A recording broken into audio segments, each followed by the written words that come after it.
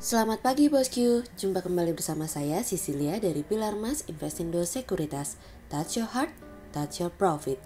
Nah, seperti biasa kita akan mulai saja nih market review kita hari ini, Rabu 23 Maret 2022 dengan episode Layangan Putus. Maka dari itu jangan kemana-mana ya bosku, tetap di channel Pilar Mas Investindo Sekuritas. Touch your heart, touch your profit. Pionir Sekuritas Channel di Indonesia.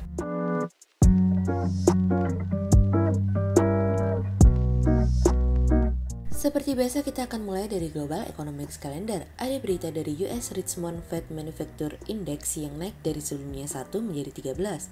Kemudian ada dari Eurozone Construction Output month on month yang naik dari sebelumnya minus 1,5% menjadi 3,9%, sementara year on year naik dari sebelumnya 0,2% menjadi 4,1%. Kemudian ada dari South Korea PPI year on year yang turun dari sebelumnya 8,9% menjadi 8,4%. Kemudian kita beralih ke corporate news. Ada berita dari PT Avia Avian Tbk atau Avia yang mencatatkan laba bersih sebesar 1,4 triliun rupiah atau meningkat 26% dibandingkan periode yang sama di tahun 2020 sebesar 1,1 triliun rupiah dari kontan.go.id.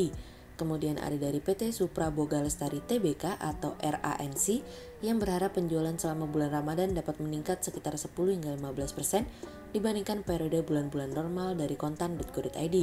Kemudian ada dari PT Bara Multi Sukses Sarana Tbk atau BSSR yang mencatat penjualan sebesar 691,30 juta US dollar pada periode Januari hingga Desember 2021 dari iqplus.info. Kemudian pada perdagangan hari Selasa tanggal 22 Maret 2022, IHSG ditutup menguat 45 poin atau 0,66% menjadi 7.000.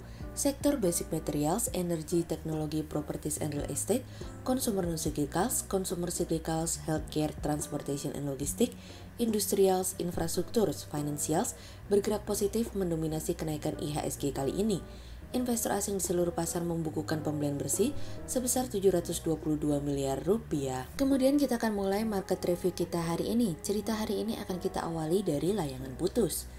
Utusan utama Cina untuk Amerika kemarin mengatakan bahwa Cina berjanji akan melakukan segalanya untuk meredam perang di Ukraina, namun sekalipun Cina berjanji, tapi Cina menolak untuk mengutuk serangan yang muncul dari Rusia.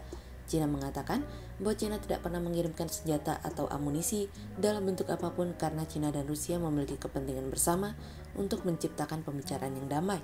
Cina mengatakan bahwa mengutuk tidak akan menyelesaikan masalah karena Cina yakin Rusia tidak akan mundur dengan ancaman ataupun dengan kutukan. Komentar ini disampaikan oleh Qin Kang, Duta Besar Cina untuk Amerika, yang dimana saat itu Presiden Biden memberikan peringatan keras terhadap Presiden Xi Jinping mengenai implikasi dan konsekuensi apabila Cina diketahui membantu Rusia.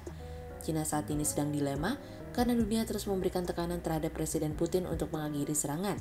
Sedangkan bagi Xi Jinping, Rusia merupakan negara dengan hubungan tanpa batas dengan Cina. Di tengah janji hubungan tanpa batas antara Cina dengan Rusia, sebetulnya komitmen itu membuat Cina berpotensi terisolasi dan sendirian saat ini dalam menghadapi perlambatan ekonomi global. Cina enggan untuk meninggalkan Rusia karena tidak hanya bagi Xi Jinping, namun bagi Cina Rusia merupakan sekutu yang baik. Rusia merupakan mitra yang dapat juga dikatakan sangat penting saat ini karena keduanya tidak hanya berdekatan terhadap perdagangan tetapi juga berbagai hal.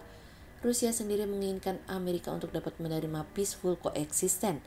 Peaceful coexistence adalah teori yang dikembangkan dan diterapkan oleh Uni Soviet pada berbagai kesempatan sepanjang Perang Dingin dalam konteks kebijakan luar negeri Marxis-Leninis dan diadopsi oleh negara sosialis yang dipengaruhi Soviet sehingga mereka dapat eksis secara damai bersama blok kapitalis. Bagi Cina, Amerika terlihat ingin memecah belah hubungan Cina dengan Rusia. Namun di satu sisi hubungan Cina dengan Amerika juga merupakan sesuatu yang sangat penting bagi Cina karena Amerika merupakan salah satu mitra dagang terbesar untuk Cina dan Cina membutuhkan semua negara mitra dagangnya untuk membantu Cina melewati masa-masa sulit seperti sekarang ini di mana perekonomian Cina terus melambat. Tentu, bagi Rusia sendiri apabila memang betul menyayangi dan mencintai Cina, maka pertempuran antara Rusia dengan Ukraina sendiri pun sebisa mungkin Rusia tidak akan melibatkan Cina karena Rusia tahu apa yang akan ditanggung oleh Cina ketika membantu Rusia.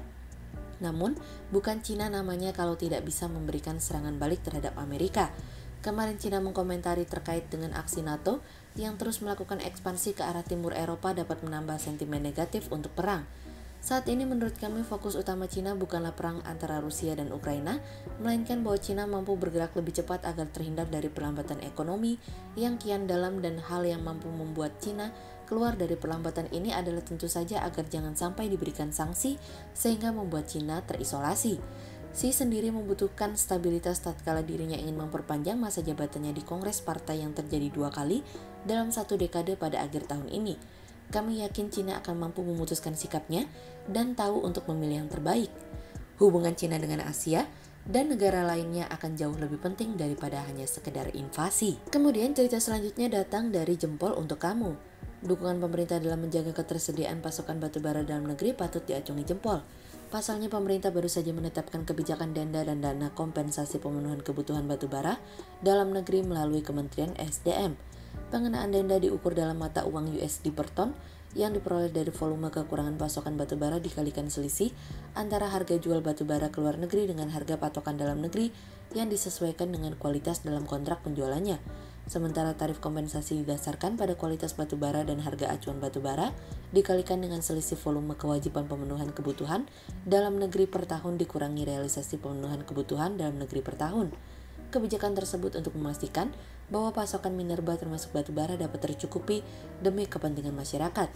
Seakan khawatir kejadian yang sama terulang kembali, yakni tidak terpenuhinya kebutuhan pasokan batubara dalam negeri ketika harga batubara dan permintaan ekspor tinggi, aturan pengenaan denda dan dana kompensasi yang diperuntukkan bagi izin usaha pertambangan atau IUP dan izin usaha pertambangan khusus atau IUPK menjadi senjata ampuh untuk mengantisipasi gangguan kebutuhan pasokan dan mengangkat naik penerimaan negara bukan pajak atau PNBP.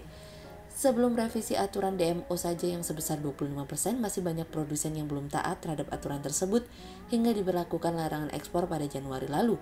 Apalagi adanya kebijakan kenaikan DMO yang sebesar 30% baru-baru ini. Meskipun dalam 2 pekan terakhir terlihat penurunan harga mencapai minus 22%, namun harga batubara saat ini yang sebesar 329 US dollar per metric ton masih terbilang cukup fantastis.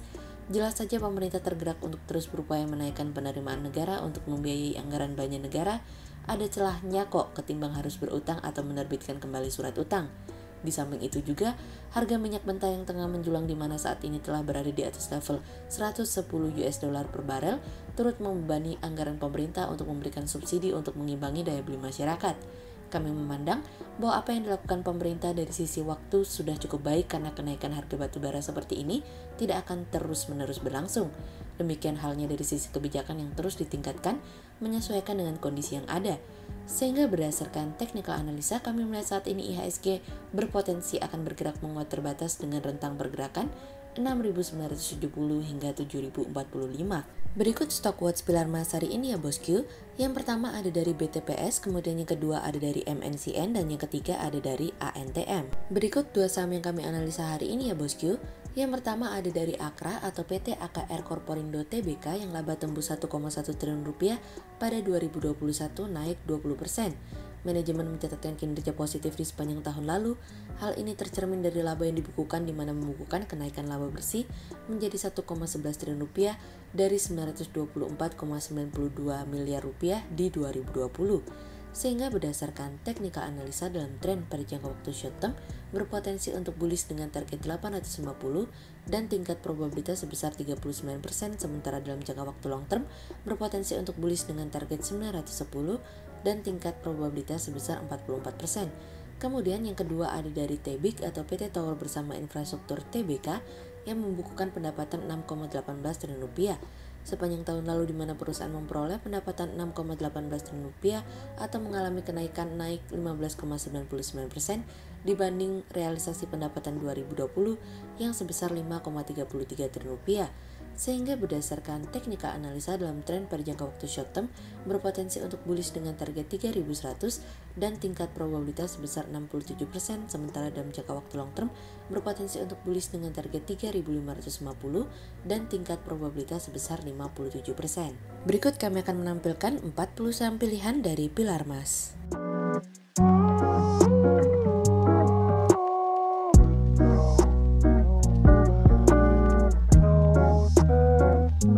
Sekian untuk review market kita kali ini ya bosku. Untuk info lebih lengkapnya bosku bisa download PDF dengan klik link di bawah video ini atau bisa juga langsung akses ke website kami di www.pilarmas-investindo.co.id. Dan jangan lupa untuk selalu jaga kesehatan buat para bosku ya. Kita akan bertemu lagi besok pagi untuk market review yang berikutnya. Jadi jangan lupa like, subscribe, dan tonton terus channel Pilar Mas Investindo Sekuritas. Touch your heart, touch your profit. Pionir Sekuritas Channel di Indonesia.